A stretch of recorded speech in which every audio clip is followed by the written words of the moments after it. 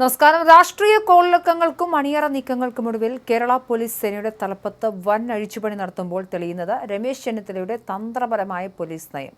ഒതുക്കാൻ നോക്കിയവർക്കും വേട്ടയാടിയവർക്കും കനത്ത പ്രഹരം നൽകിക്കൊണ്ട് കാക്കിയിലെ കരുത്തരായ 2 ഉദ്യോഗസ്ഥർ തന്ത്രപ്രധാന കസേരകളിലേക്ക് തലയുയർത്തി തിരിച്ചെത്തുന്നു. സംസ്ഥാനത്തിലെ ക്രമസമാധാന ചുമതലയുള്ള ADGP-ആയി പി വിജയനും കോഴിക്കോട് സിറ്റി പോലീസ് കമ്മീഷണറായി AP ഷൗക്കത്ത് അലിയും ഒരേ സമയം നിയമിതരാകുന്നത് വെറുമൊരു അഡ്മിനിസ്ട്രേറ്റീവ് മാറ്റമല്ല, മറിച്ച് ഉദ്യോഗസ്ഥ പോരുകളിലെ വലിയൊരു രാഷ്ട്രീയ സന്ദേശമാണ്. തങ്ങളെ തളയ്ക്കാൻ നോക്കിയ പ്രതിസന്ധികളെയും അനാവശ്യ സസ്പെൻഷനുകളെയും ദീർഘനാളത്തെ അവഗണനകളെയും അതിജീവിച്ച് നീതിബോധത്തോടെ ഇവർ നടത്തുന്ന ഈ തിരിച്ചുവരവ് കാക്കിപ്പടയ്ക്ക് പുതിയ ഊർജ്ജം നൽകുന്നതാണ്. ഈ വൻ പുനഃസംഘടനയിലെ ഏറ്റവും വലിയ പ്രത്യേകത മുൻപ് ക്രമസമാധാന ചുമതല കൈയാളിയ ADGP MR അജിത് കുമാറിന്റെ കാര്യമാണ്. ഒരു കാലത്ത് പിണറായി സർക്കാരിന്റെ വിശ്വസ്തനായി പോലീസ് ആസ്ഥാനം ഭരിച്ചിരുന്ന അജിത് കുമാറിനെ പുതിയ അഴിച്ചുപണിയിൽ ഒരു പ്രധാന തസ്തികയിൽ നിലനിർത്താൻ സർക്കാർ തയ്യാറായിട്ടില്ല. ഈ പൂർണ്ണമായ മാറ്റിനിർത്തൽ അണിയറയിൽ വ്യക്തമായൊരു സന്ദേശമാണ് നൽകുന്നത്. മുൻപുയർന്ന ചില രക്ഷാപ്രവർത്തന വിവാദങ്ങളുമായി ബന്ധപ്പെട്ട് അജിത് കുമാറിനെതിരെ കടുത്ത അച്ചടക്ക നടപടികൾ വരാനിരിക്കുന്നു എന്നതിന്റെ സൂചന കൂടിയാണിത്. പി വിജയനെ കെണിവെച്ച് സസ്പെൻഡ് ചെയ്യാൻ കാരണമായ റിപ്പോർട്ട് നൽകിയ അജിത് കുമാറിനെ മുഖ്യധാരയിൽ നിന്നും മാറ്റി നിർത്തി അദ്ദേഹം ഇരുന്ന അതേ ക്രമസമാധാന കസേരയിലേക്ക് വിജയൻ എത്തുമ്പോൾ കാലം കാത്തുവെച്ച കണക്കുതീർക്കലായി അത് മാറും. അതേസമയം പോലീസിന്റെ തലപ്പത്ത് ഇത്രയും വലിയ മാറ്റങ്ങൾ കൊടുങ്കാറ്റായി വീശിയടിക്കുമ്പോഴും DGP-മാരിൽ ഏറ്റവും തലയെടുപ്പുള്ള ഉദ്യോഗസ്ഥനായ മനോജ് എബ്രഹാമിനെ വിജിലൻസ് ഡയറക്ടർ സ്ഥാനത്ത് തന്നെ നിലനിർത്താൻ സർക്കാർ തീരുമാനിച്ചു.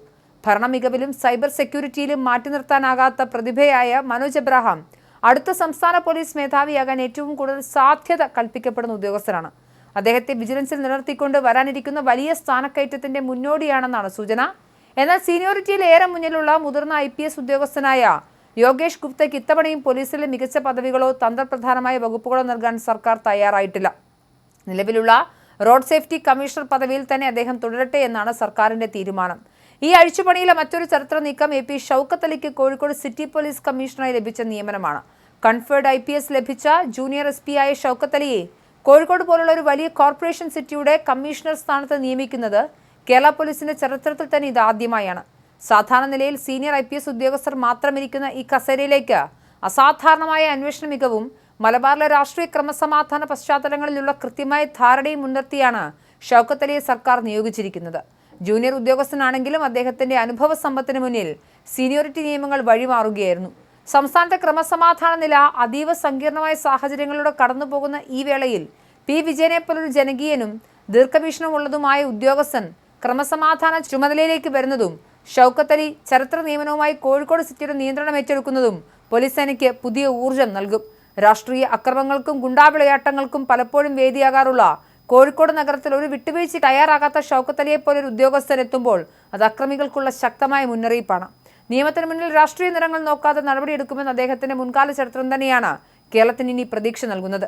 പഠിക്കുന്ന കാലത്ത് കുടുംബം പുലർത്താൻ കെട്ടിടപ്പണിക്ക് പോകേണ്ടി വന്ന കൂട്ടുകാർ 10ാം ക്ലാസ് പരീക്ഷ എഴുതുമ്പോൾ സാഹചര്യങ്ങളുടെ സമ്മർദ്ദം മൂലം കോഴിക്കോട്ടെ പുത്തൂർമഠം എന്ന ഗ്രാമത്തിൽ കല്ലുചെത്തി ചുമത് കെട്ടാനിറങ്ങിയ 15-കാരനാണ് ഇന്ന് സംസ്ഥാനത്തിന്റെ ക്രമസമാധാന ചുമതലയുള്ള ADGP-ആയി പി വിജയൻ എന്ന പേരിൽ കസേര ഉറപ്പിക്കുന്നത്.